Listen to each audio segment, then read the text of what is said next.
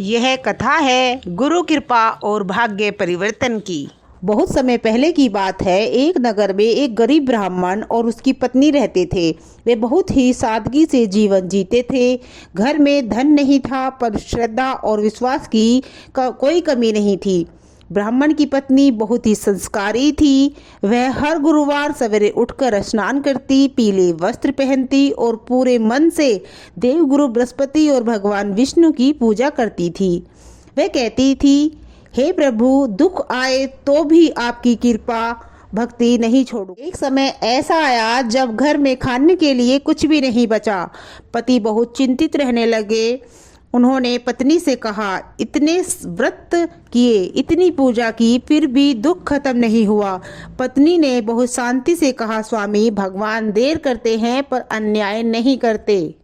एक गुरुवार का दिन था। घर में सिर्फ थोड़ी सी चना दाल और गुड़ था। उसी समय एक वृद्ध ब्राह्मण दरवाजे पर आए और बोले, बेटी, मुझे भोजन दे दो। पत्नी ने बिना सोचे जो कुछ घर में था सब उन्हें परोस दिया। खुद वह दिन भर भूखी रही।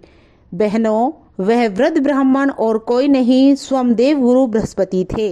भोजन करके बृहस्पति देव बहुत प्रसन्न हुए। उन्होंने कहा, बेटी, तुम्हारी श्रद्धा सच्ची है, जो मांगो मिलेगा। पत्नी ने हाथ जोड़कर कहा, महाराज, मुझे धन नहीं चाहिए, बस मेरे पति का विश्वास कभी ईश्वर से न डगमगाए। बृहस्पति देव बोले, तुम धन नहीं मांगती, इसलिए तुम्हें धन भी मिलेगा, सम्मान भी मिलेगा और जीवन में सुख भी मिलेगा। इतना कहकर वह अंतर्ध्यान हो गए।